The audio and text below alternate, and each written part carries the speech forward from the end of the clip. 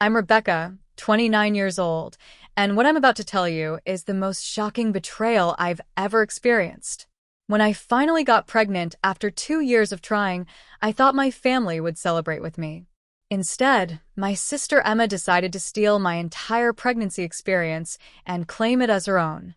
If you've ever had someone close to you betray your trust in the most unimaginable way, please give this story a like and let me know in the comments where you're watching from. My husband David and I had been married for 4 beautiful years when we decided to start our family. We lived in a cozy 3-bedroom house in Portland, Oregon, complete with a white picket fence and a garden where I grew my own vegetables. The third bedroom was my art studio, but David and I had already started dreaming about converting it into a nursery. As a graphic designer working for a local marketing agency, I spent my days creating visual stories for other people's dreams. But creating our own family story proved to be more challenging than any project I'd ever taken on. For 2 long years, we tried everything. Fertility tracking apps, specialized diets, vitamins, meditation, even expensive fertility treatments that drained our savings account. Each month brought the same crushing disappointment. David would find me crying in the bathroom, another negative pregnancy test in my hand, another month of hope shattered. He never once made me feel like a failure, always wrapping me in his arms and whispering that our time would come. Emma is my younger sister by 3 years, but sometimes it felt like we were from completely different worlds. Growing up, Emma had always been the shadow to my light. When I learned to play piano, Emma suddenly wanted lessons too.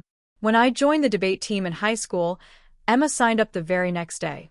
When I chose to study graphic design in college, Emma switched her major from psychology to visual arts. Our parents always brushed off Emma's behavior as admiration for her big sister. They thought it was sweet how much she looked up to me. But I knew better. This wasn't admiration. It was competition disguised as flattery. Emma had striking features that turned heads wherever she went. Long auburn hair that cascaded in perfect waves, bright blue eyes, and a smile that could charm anyone. She had boyfriends throughout high school and college, while I was more focused on my studies and building my career.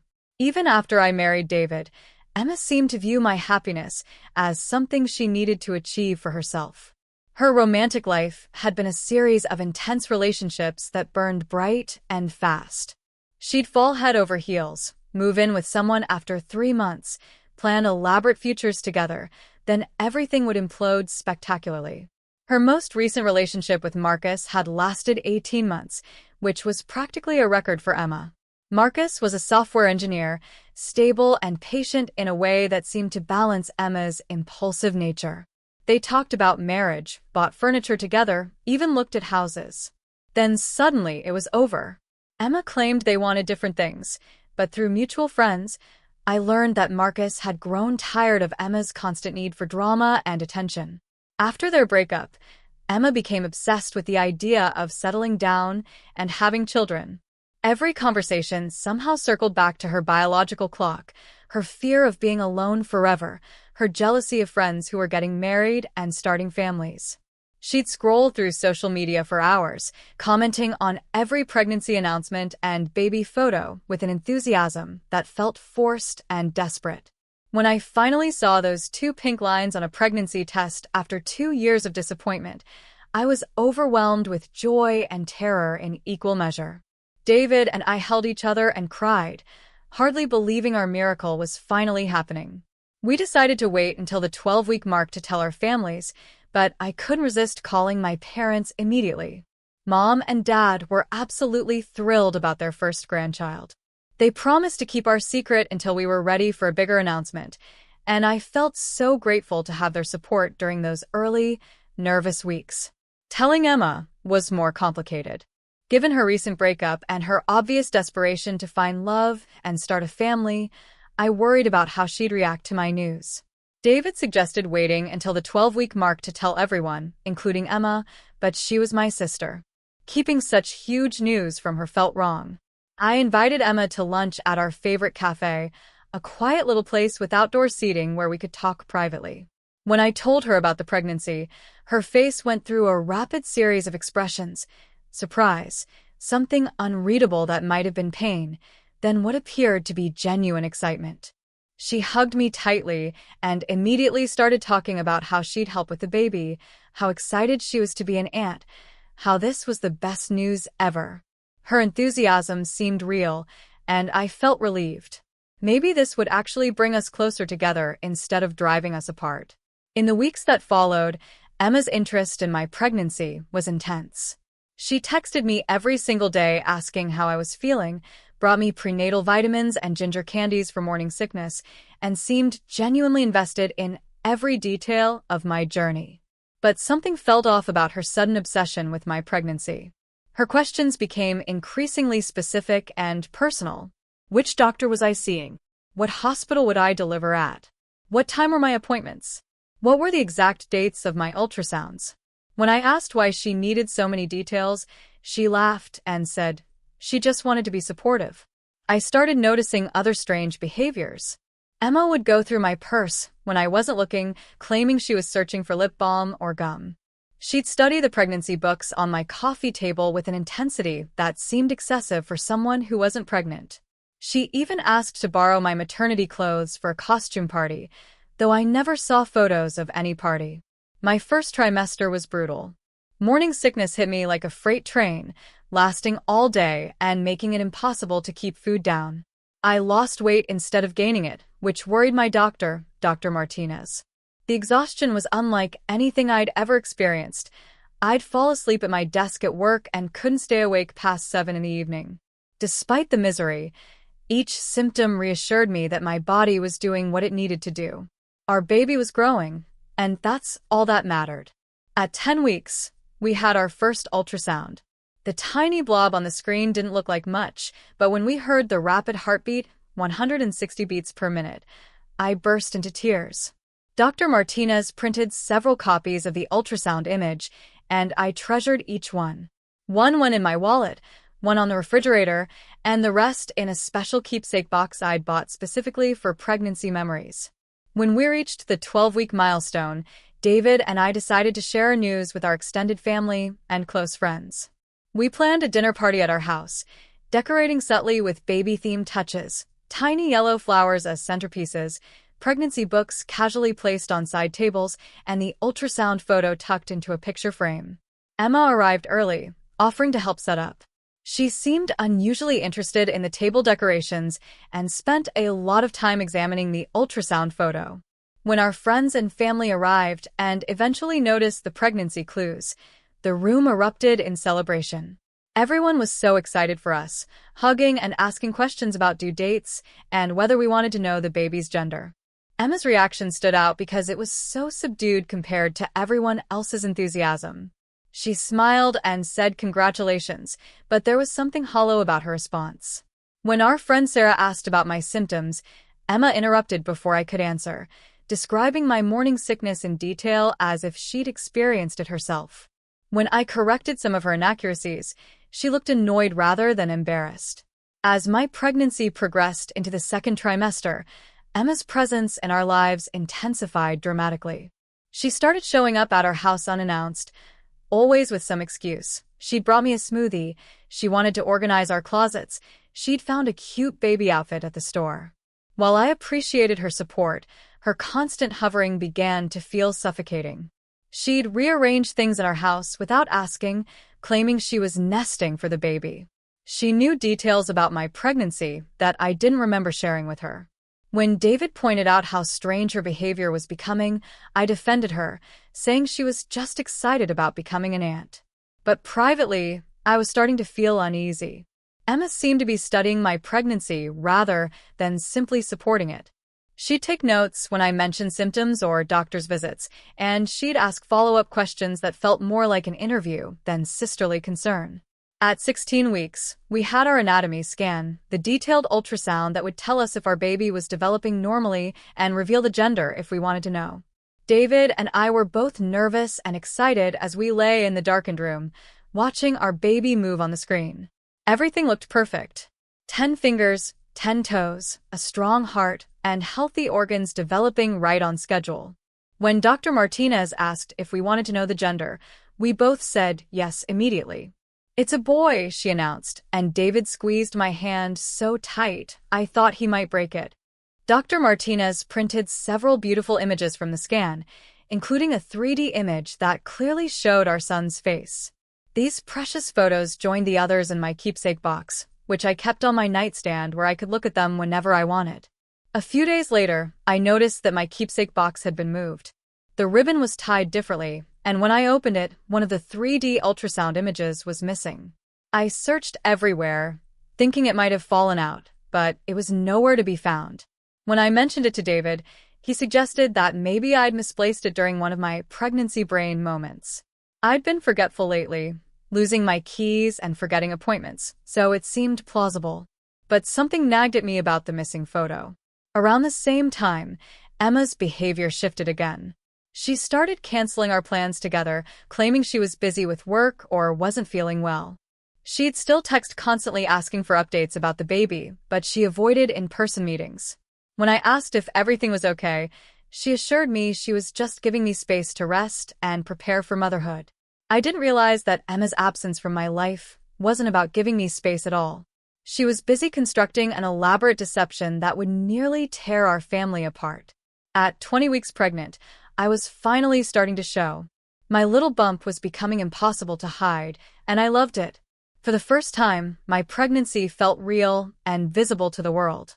I started a pregnancy journal, documenting each milestone and change in my body. I took weekly photos of my growing belly and recorded my thoughts and feelings for our son to read someday. David had been promoted to senior project manager at his construction company, which meant longer hours temporarily, but much better paternity leave when the baby arrived. We were making final decisions about the nursery design and had enrolled in childbirth classes at the local hospital. Life felt good, challenging but filled with anticipation. One Saturday morning, while organizing the nursery closet, I decided to look through my keepsake box to compare my latest ultrasound images with the earlier ones. As I sorted through the photos, my blood ran cold. Another image was missing, one of the 3D ultrasound photos from our 20-week appointment. I frantically searched the entire box, then the bedroom, then the whole house. David helped me look everywhere, but the photo was simply gone. This time, I couldn't dismiss it as pregnancy brain.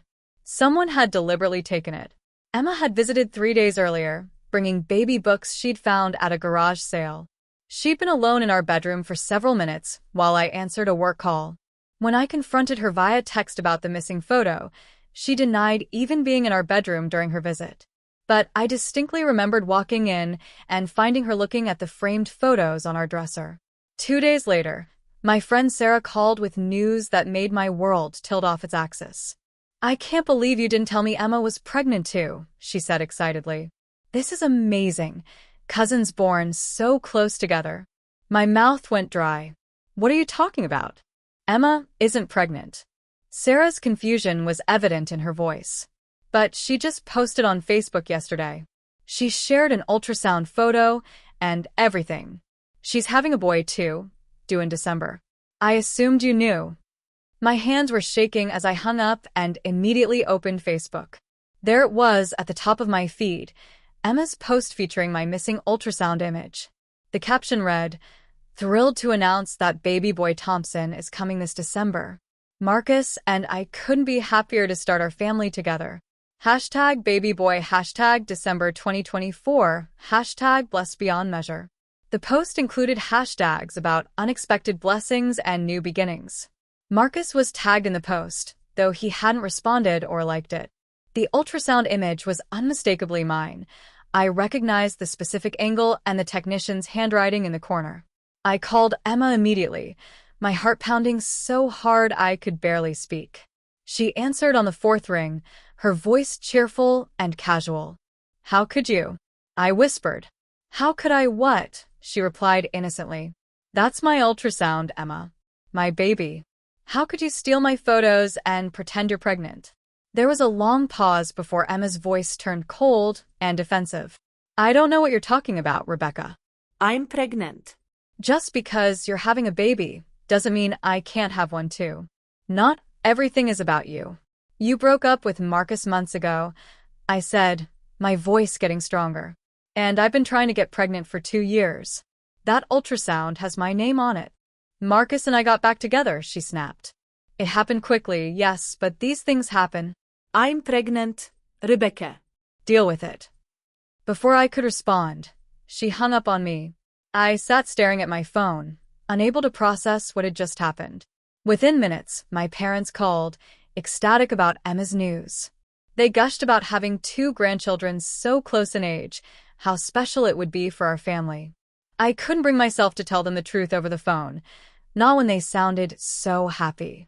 But I knew I had to gather evidence before confronting Emma and my parents. This was bigger than just sibling rivalry. This was a serious mental health issue.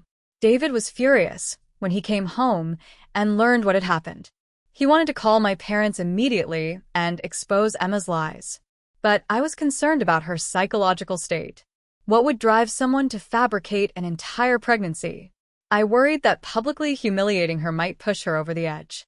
Over the next few days, I asked mutual friends to share screenshots of their private conversations with Emma about her pregnancy. What I discovered was deeply disturbing. For weeks, Emma had been sending detailed messages about her pregnancy journey that mirrored mine exactly.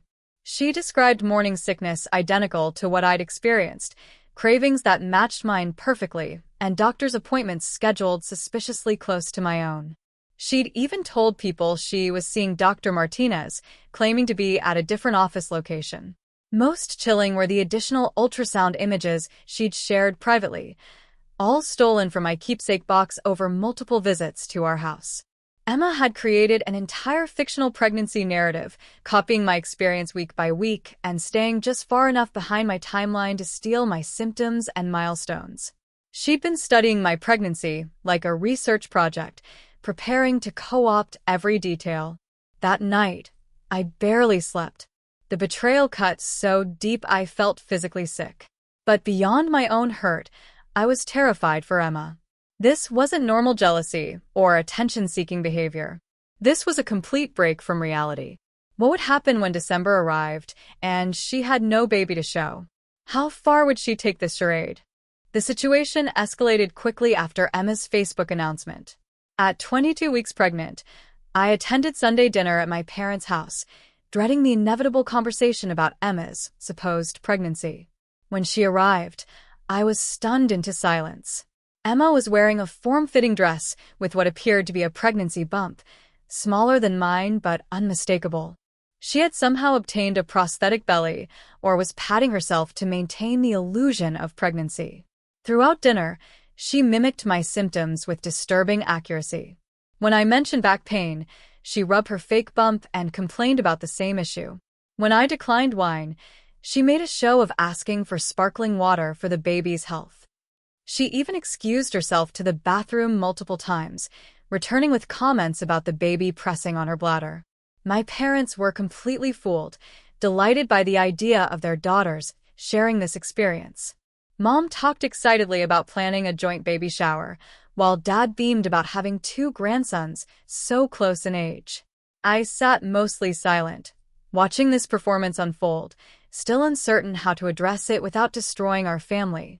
3 days after my gender reveal party, where we celebrated the news of our baby boy with close friends and family, Emma announced on social media that she was also having a boy.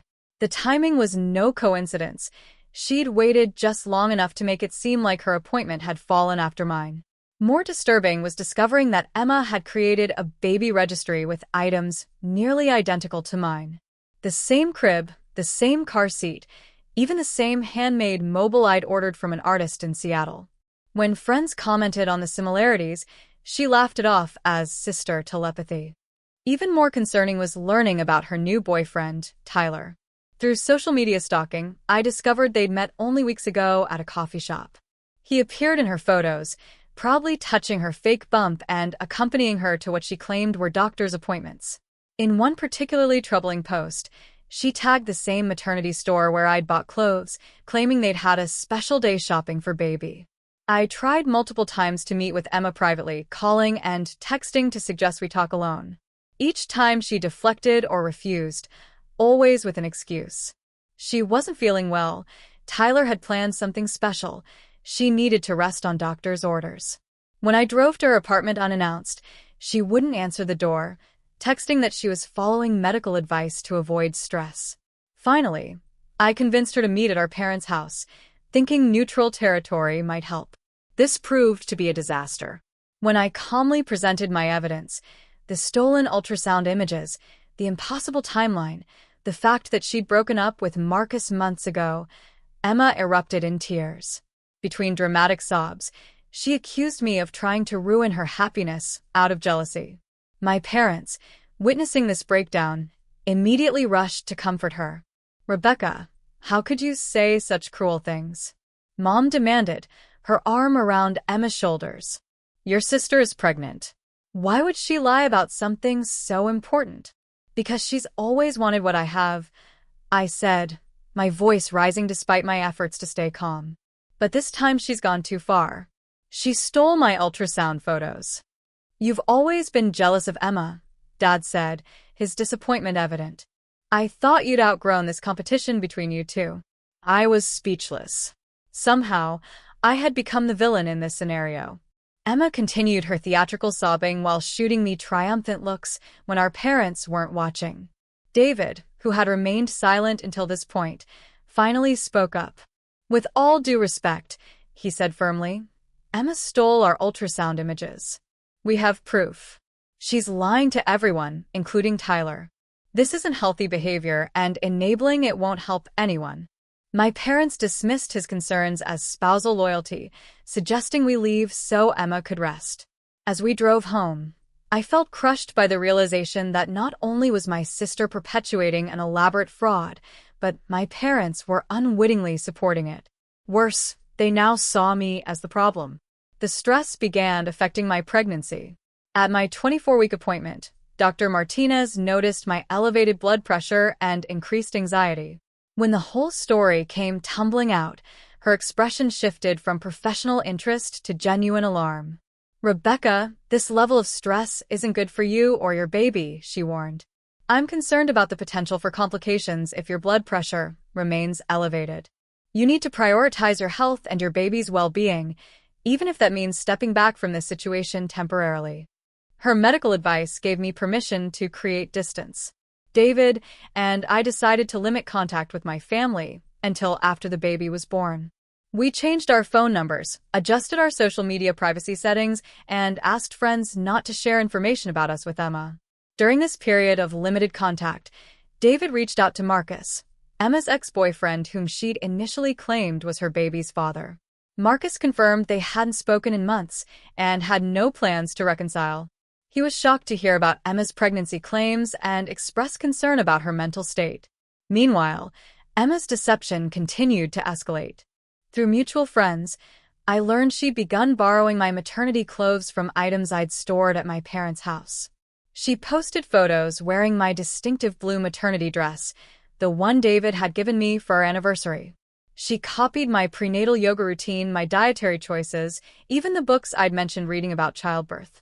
Most disturbing of all, Emma announced that her due date was December 15th, the exact date Dr. Martinez had given me for our son's arrival. No longer was she maintaining even the pretense of a different timeline. She had completely co-opted my pregnancy as her own, down to the very day our son was expected to arrive. As my third trimester progressed, I struggled to balance preparing for our baby with the ongoing family drama. The nursery was ready, hospital bags packed, birth plan finalized. But the emotional toll of Emma's deception weighed heavily on me. At 30 weeks pregnant, Dr. Martinez referred me to a maternal-fetal medicine specialist for additional monitoring due to my persistent high blood pressure. The appointment was scheduled for a Thursday morning at Portland Women's Health, a practice affiliated with a hospital where I planned to deliver. The night before the appointment, I received a text from our mutual friend Jessica that made my stomach drop. Weird coincidence. Emma mentioned she has an appointment with a specialist tomorrow at Portland Women's Health too. It was no coincidence. Somehow, Emma had learned about my referral and scheduled her own appointment, likely for the same day. Rather than warn the medical office, David and I decided to let events unfold naturally. If Emma was using false pretenses to see medical professionals, they would quickly identify the deception. We arrived 15 minutes early, and checked in at the reception desk. I felt strangely calm, as if we were finally approaching a moment where the truth would have to come out. 20 minutes later, Emma walked in with Tyler, who looked nervous and excited, his hand protectively placed on her lower back. Emma faltered when she saw us, but quickly recovered, plastering on a bright smile. "What a coincidence," she exclaimed. "My doctor referred me here too. High blood pressure runs in families, I guess." Tyler smiled politely and shook David's hand. "How far along are you now?" he asked me conversationally. 30 weeks, I replied, watching Emma's expression carefully. "Us too," she interjected before Tyler could respond. "Due December 15th. The receptionist called my name before I could react, and David and I were escorted to an exam room. The specialist, Dr. Chun, was thorough and reassuring. The baby looked great despite my blood pressure concerns, and she prescribed modified bed rest and additional monitoring for the remainder of my pregnancy. As we finished the appointment, Dr. Chun mentioned casually, "I understand your sister is also pregnant and has an appointment today. Same due date is quite remarkable for siblings." I exchanged glances with David before responding carefully. "Yes, it's been an interesting experience." Dr. Chen seemed to sense something in my tone because she paused, studying my face more intently. "Is everything all right between you two? Family dynamics can be complicated during pregnancy." I hesitated, then decided honesty was necessary. "Doctor, my sister isn't actually pregnant. She's been pretending, using my ultrasound images and copying my pregnancy timeline. I believe she may have made this appointment under false pretenses." Dr. Chen's expression shifted from confusion to concern. "I see. This is very unusual. I can't discuss another patient with you, of course, but I appreciate you sharing this information. Patient safety is always our priority." We left the exam room and headed toward the exit, passing the waiting area where Tyler sat alone, scrolling through his phone. Emma had obviously been called in for her appointment. Part of me wanted to leave immediately to avoid confrontation, but David squeezed my hand, and we took seats across from Tyler. 30 minutes later, we heard raised voices from down the hallway. A door opened, and Emma's voice became clearly audible, high-pitched and frantic. "You don't understand. I am pregnant. Check again. Run more tests." Dr. Chen's response was calm, but firm. "Miss Thompson, as I've explained, there is no evidence of pregnancy. The ultrasound and blood work both confirm you are not pregnant. I'd like to discuss some resources that might help you work through this situation." Emma appeared in the hallway, her face streaked with tears and contorted with rage. When she spotted us in the waiting room, she froze. Tyler stood up, confusion evident on his face. "What's going on?" he asked, looking between Emma and Dr. Chen, who had followed Emma into the waiting area. Emma's composure crumbled completely. "They're lying," she screamed. "Rebecca put them up to this because she's always been jealous of me. I'm pregnant, Tyler. You've seen the ultrasounds." Dr. Chen maintained her professional demeanor despite the outburst. "Sir, I understand this is confusing and distressing. Would you like to step into a private room to discuss this situation?" Tyler looked shell-shocked, his gaze darting between Emma and the doctor. "Are you saying she's not pregnant? But the pictures, the doctor visits, everything." Emma suddenly lunged toward me, her finger pointing accusingly. "Tell them, Rebecca. Tell them I'm pregnant too. Why are you doing this to me?" A security guard appeared, summoned by the receptionist. The situation was escalating rapidly, with Emma becoming increasingly hysterical. Despite everything she'd put me through, watching my sister's public breakdown was heartbreaking. "I think we should call her parents," I said quietly to Emma. "And maybe a therapist. You need help." "I don't need a therapist," she screamed, drawing stares from everyone in the waiting room. "I need people to stop lying about me." Tyler had backed away, the reality of the situation clearly dawning on him. "The ultrasound in your apartment," he said slowly. "It has Rebecca's name on it, doesn't it?" "I never looked closely, but it's there." Emma's expression crumpled as the last vestiges of her deception fell away. "I was supposed to have a baby," she whispered. "Marcus left because I couldn't decide about children. But when I was ready, he was gone. It's not fair that she gets everything." The raw pain in her voice pierced through my anger. This wasn't just jealousy or attention-seeking. My sister was deeply unwell, caught in a delusion that had spiraled completely out of control. Dr. Chen spoke gently to Emma. "Let's find you a quiet place to sit down. Would you like me to call someone for you? A mental health professional could be very helpful right now." Emma's response was to collapse onto the floor, sobbing uncontrollably.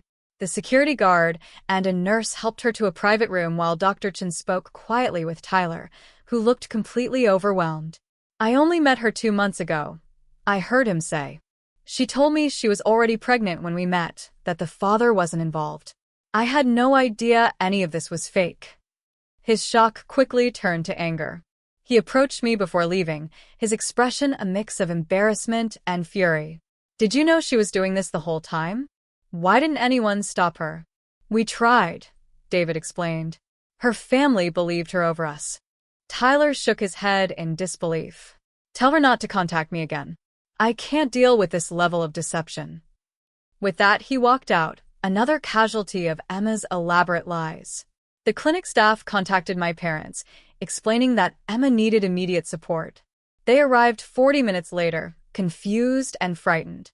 Dr. Chen took them aside for a private conversation, presumably explaining the situation and Emma's need for psychiatric evaluation. When they emerged, Mom was crying and Dad looked devastated.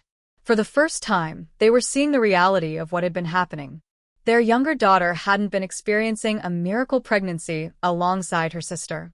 She had fabricated an entire false narrative, complete with stolen medical images and a prosthetic belly. As Emma was sedated and prepared for transport to a psychiatric facility, Mom approached me hesitantly. "Rebecca, I don't understand how we missed this. How did we not see what was happening?" It wasn't the time for blame or recriminations. My sister needed help, and my parents needed support processing this shocking revelation. Despite everything, they were still my family. "We'll figure it out," I said, placing a protective hand on my very real pregnant belly. "But first, Emma needs professional help." The family that had fractured under the weight of elaborate deception now faced the challenge of helping one daughter through a mental health crisis while supporting another through the final weeks of pregnancy. As we left the medical office that day, nothing was resolved, but at least the truth was finally in the open. The days following Emma's psychiatric evaluation were chaotic and emotionally devastating for our entire family. Emma was admitted to a specialized facility for a comprehensive assessment. The initial diagnosis was severe depression with psychotic features, complicated by what the psychiatrist termed factitious disorder, the clinical name for deliberately creating false symptoms or medical conditions. My parents were shattered, struggling to reconcile the daughter they thought they knew with the one who had constructed such an elaborate web of lies. They spent most of their time at the hospital, trying to understand Emma's condition and treatment options. Mom called me every evening with updates, her voice hollow with exhaustion and guilt. "The doctor says she's been having delusions for months," she told me one night. "Ever since Marcus broke up with her, she's genuinely believed at times that she deserved to be pregnant, that somehow your pregnancy was meant to be hers." A week after Emma's hospitalization, the treatment team arranged a family therapy session. David offered to come with me, but I felt this was something my parents and I needed to face together first.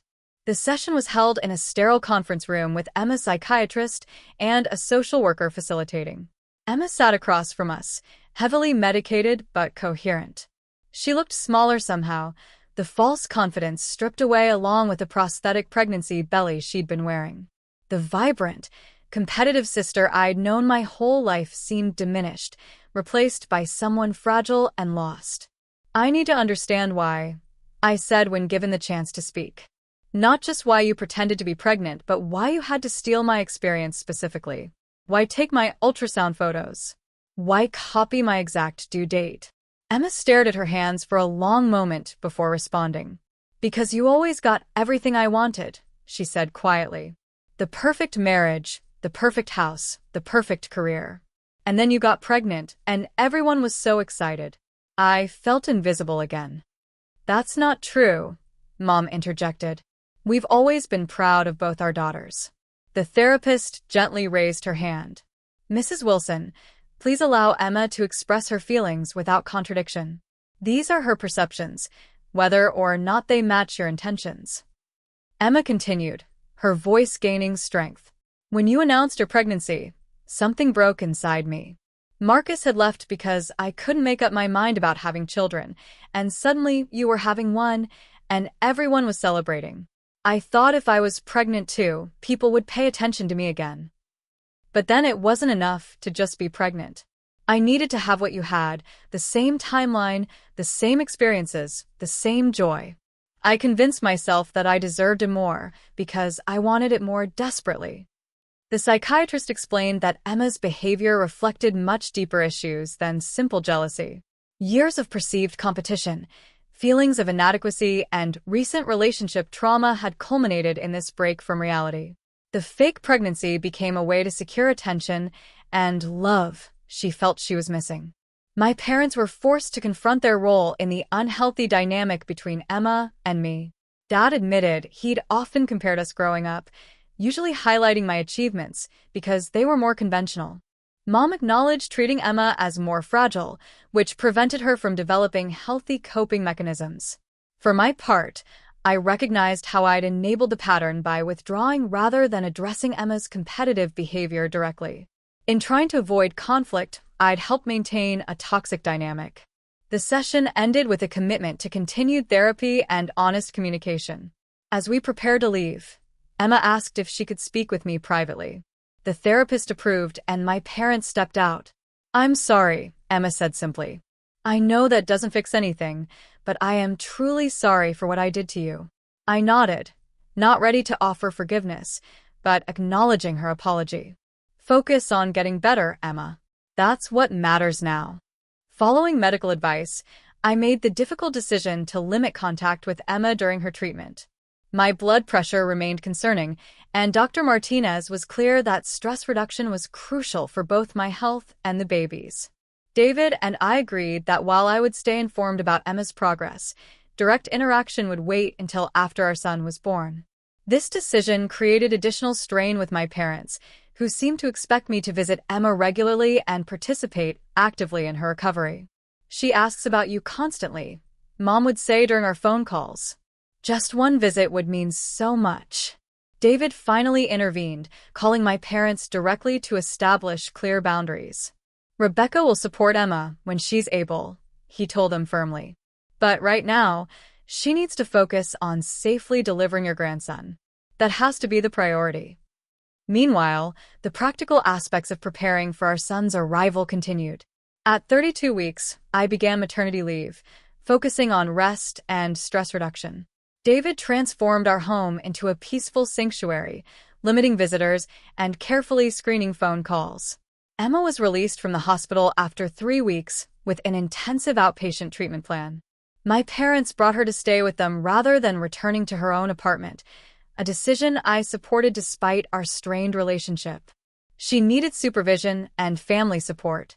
During her first week at home, Emma wrote me a letter, actual handwriting on real stationery, not a text or email.